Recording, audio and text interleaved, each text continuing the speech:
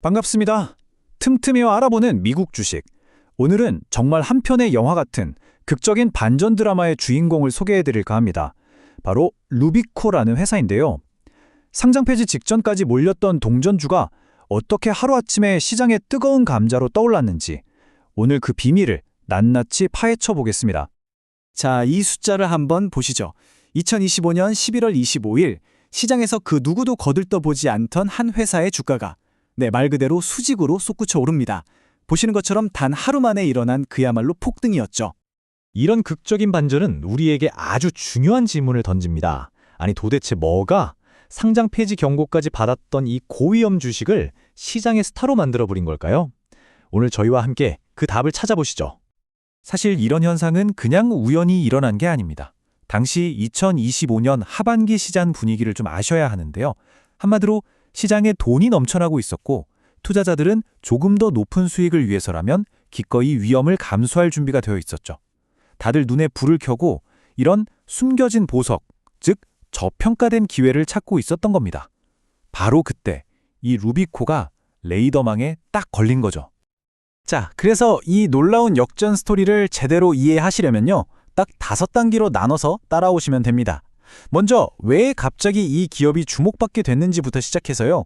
이 회사가 원래 뭐 하던 회사였는지, 그리고 운명의 한 달 동안 도대체 무슨 일이 있었는지, 마지막으로 앞으로의 기회와 리스크는 뭔지까지 하나하나 꼼꼼하게 짚어드릴게요. 자, 그럼 첫 번째 이야기부터 시작해볼까요? 루비코는 왜 뜨거운 감자가 됐나? 근데 이 질문에 답하려면요. 이 회사가 이 기적 같은 반전 직전에 얼마나 벼랑 끝에 몰려 있었는지부터 아셔야 합니다. 루비코는요. 전형적인 페니스탁, 우리말로 하면 동전주였습니다. 주가가 1달러도 안 됐다는 건데요. 이게 그냥 주가가 싸네 정도의 문제가 아닙니다. 이러다가는 나스닥에서 쫓겨날 수도 있는 정말 회사의 생존 자체가 위태로운 상황이었다는 거죠. 아니, 이렇게 망하기 직전인 회사가 도대체 뭘로 돈을 버는 곳이었을까요? 자, 두 번째 장으로 넘어가서 이 회사의 비즈니스 모델을 한번 들여다보겠습니다. 바로 여기에 이번 이야기의 모든 반전과 핵심이 다 숨어 있습니다. 루비코가 가진 자산은요, 아주 심플합니다. 딱 배 2척. 근데 이게 그냥 배가 아니에요. 아주 최신식, 고효율, 친환경 초대형 유조선입니다. 여기서 친환경이라는 단어 꼭 기억해 두세요. 나중에 아주 중요한 역할을 하거든요. 자, 바로 이 슬라이드가 오늘 이야기의 하이라이트입니다. 왼쪽 좀 보세요. 프리랜서 모델.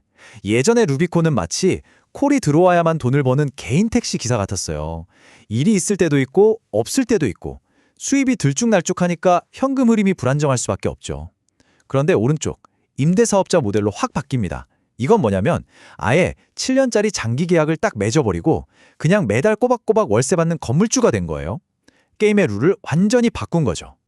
자, 그럼 이제 이 드라마의 클라이맥스로 가보겠습니다. 세 번째 장, 모든 걸 바꿔놓은 운명의 한 달. 2025년 11월에 도대체 무슨 일이 있었는지 한번 시간 순서대로 따라가 보시죠. 보세요. 정말 숨가쁘게 움직입니다. 11월 5일에 일단 급한 운영 자금을 마련하고요. 12일에는 배를 담보로 또 현금을 확보합니다. 그리고 25일 결정타를 날리죠. 미래 수익을 보장하는 장기 계약을 딱 발표하고 마지막으로 28일에 주식 병합으로 상장 폐지라는 가장 큰 불씨를 꺼버립니다.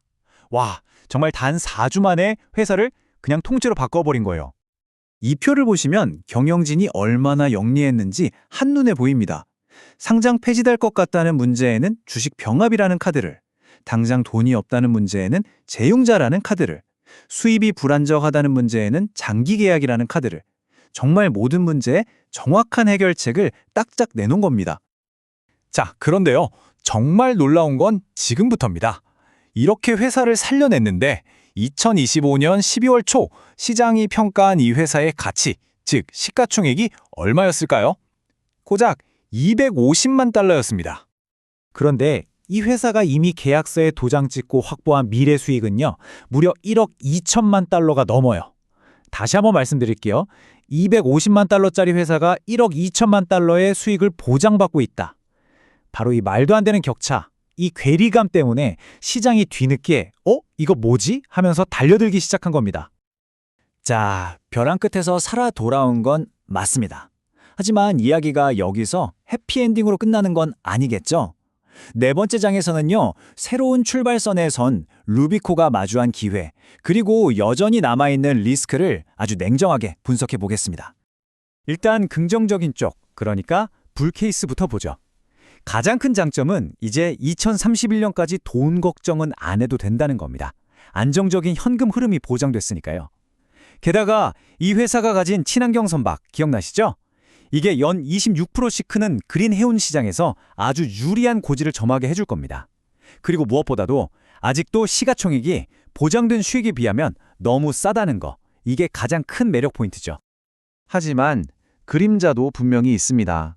이 그래프 좀 보세요. 부채 비율이 2.23.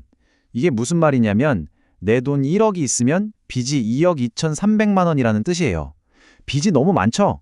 더 심각한 건 유동 비율인데 0.25라는 건 당장 갚아야 할 돈이 100만 원인데 수중에 현금은 25만 원밖에 없다는 뜻입니다.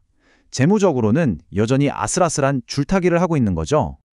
부정적인 쪽, 즉 베어 케이스의 핵심은 딱 하나입니다. 집중 리스크. 모든 달걀을 한 바구니에 담아놨다는 거예요. 배는 딱 두 척, 고객은 딱 한 곳. 만약에 그 배 한 척이 고장 나거나 아니면 그 유일한 고객사한테 무슨 일이 생기면 어떻게 될까요? 네, 루비코의 매출은 그날로 반토막이 나는 겁니다. 이게 이 회사가 가진 가장 치명적인 약점이에요. 자, 그럼 이제 마지막 장입니다. 이 한편의 드라마 같은 회생기, 과연 그 결말은 어떻게 될까요? 우리가 투자자로서 앞으로 뭘 지켜봐야 할지 그 미래 로드맵을 함께 그려보겠습니다. 앞으로 루비코의 항해가 순조로울지 알려면 딱 4가지만 체크하시면 됩니다. 첫째, 배 2척이 말썽 없이 잘 굴러가는지. 둘째, 번 돈으로 빚을 차곡차곡 잘 갚아 나가는지. 셋째, 그 유일한 고객사는 잘 있는지. 그리고 마지막으로 그렇게 해서 남는 돈으로 뭘 할 건지. 회사의 다음 계획을 계속 지켜봐야 합니다. 결국 질문은 하나로 모아줍니다. 루비코는 극적인 회생 스토리의 주인공이 될 것인가? 아니면 반짝하고 사라지는 찰나의 희망일 뿐인가? 일단 위기에서 벗어나 새로운 항해를 시작한 건 맞지만 그 끝이 어딜지는 아직 누구도 장담할 수 없는 상황입니다.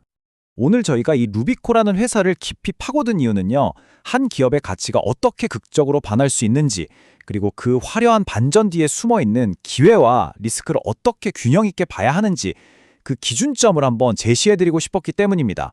오늘 내용이 여러분만의 투자 원칙을 세우시는데 조금이나마 도움이 되었으면 좋겠습니다. 더 날카롭고 깊이 있는 토론은 저희 본편 컨텐츠에서 계속 이어집니다. 오늘 다룬 루비코 말고도 이 기업 좀 궁금하다 하는 곳이 있다면 언제든지 댓글로 남겨주세요. 저희가 또 열심히 분석해서 들고 오겠습니다. 감사합니다.